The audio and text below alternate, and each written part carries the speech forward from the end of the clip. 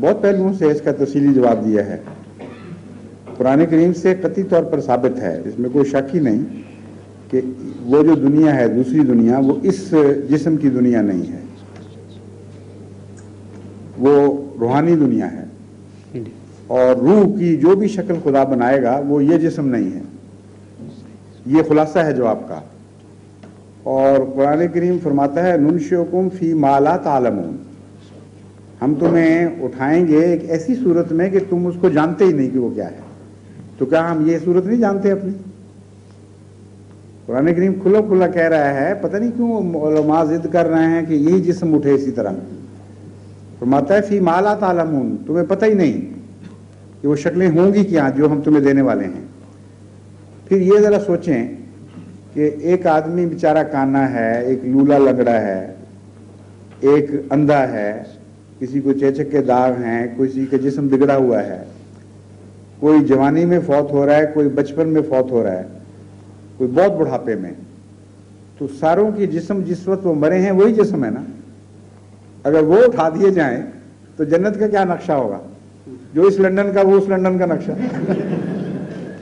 کوئی لولا لنگڑا کو کرچیز پہ پہنچ رہا ہے، وہاں کوئی بیچارہ آنکھوں سے معذور پھر رہا ہے. کیسا تمسخر ہوگا، نعوذ باللہ من ذالک. رسول اکرم صلی اللہ علیہ وآلہ وسلم نے اس مسئلے کو ہمیشہ کے لیے حل خود بھی فرما دیا، پھر بھی علماء غور نہیں کرتے. حیرت ہے کہ دماغ میں ایک دفعہ چیز گھس جائے اس کو چھوڑنے کے لیے تیار ہی نہیں ہوتے. ایک بڑھیا حضرت صلی اللہ علیہ وآلہ وسلم کی خدمت میں حاضر ہوئی اور جنت کی بات ہوئی. اس نے کہا یا رسول اللہ میں بھی جنت میں جاؤں گی. تو حضرت صلی اللہ علیہ وآلہ وسلم بعض دفعہ بہت پاکیزہ مذاق فرماتے تھے ایک مسئلے کی طرف روشنی ڈالنے کی خاطر. آپ نے فرمایا کوئی بڑھیا جنت میں نہیں جائے گی. اس کی چیخیں نکل گئی بیچاری کی ڈر کے بارے یا رسول اللہ میں تو ماری گئی. آپ مسکرائے تسلی دی کہ نہیں مطلب ہے کہ کوئی جنت میں کوئی برا نہیں ہوگا، خدا جوانی کی حالت میں داخل کرے گا، یعنی بہترین حالت میں. تو وہ جسم جو لے کے مری تھی بڑھیا اسے اٹھانا تھا خدا نے. پھر اگر رسول اللہ اکرم صلی اللہ علیہ وآلہ وسلم کے ذہن میں یہی بات ہوتی تو کبھی یہ جواب نہ دیتے. اس لیے وہ جسم ہے ہی نہیں.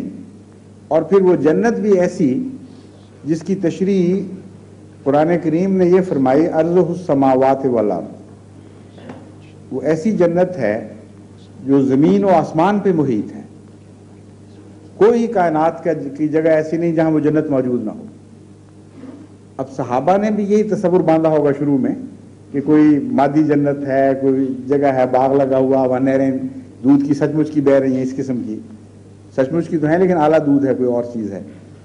مگر اسی وقت صحابہ نے یہ سوال کیا، اور سوال کرنے والے نے بڑا دلچسپ سوال کیا.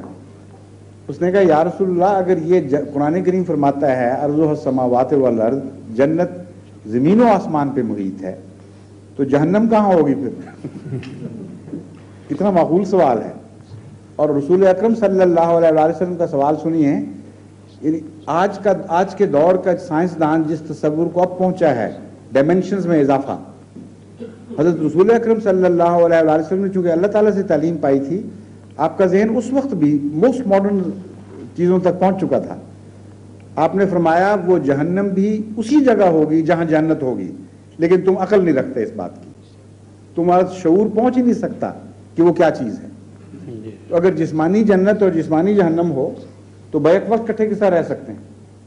معلوم ہوتا ہے ڈائمینشنز اور ہیں ان کی. ایک ہی فضا میں مختلف ڈائمینشنز میں چیزیں کو ایگزسٹ کر سکتی ہیں، بلکہ ایک ہی ڈائمینشنز کے اندر بھی مختلف سطح پر کو ایگزسٹ کر سکتی ہیں. اس کی مثال میں نے کئی دفعہ دی ہے. ہم یہاں باتیں کر رہے ہیں، ہماری باتیں جو ٹیلی ویژن کی ویوز اور ریڈیو کی ویوز ہیں ان سے انٹرفیئر تو نہیں کر رہے ہیں. ہمیں اب جب تک میں نے کہا نہیں آپ کو پتہ ہی نہیں تھا کہ اور بھی کچھ ہے یہاں. ہم سمجھے تھے ہم ہی ہم ہیں صرف، حالانکہ نظارے اور ہیں اس جگہ، باتیں ہو رہی ہیں، تقریریں ہو رہی ہیں، گانے ہو رہے ہیں، پاپ میوزک ہو رہی ہے، بکواس ہو رہی ہے، ہر قسم کی چیزیں چل رہی ہیں. لیکن ہر ایک کی اپنی ایک ڈائمینشن ہے، اپنی ایک سطح ہے. بلکہ یوں کہنا چاہیے اسی 4 ڈائمینشنل دنیا میں مختلف سطحوں پر وہ ہیں، اور ایک سطح دوسرے سے ٹکرا نہیں رہی.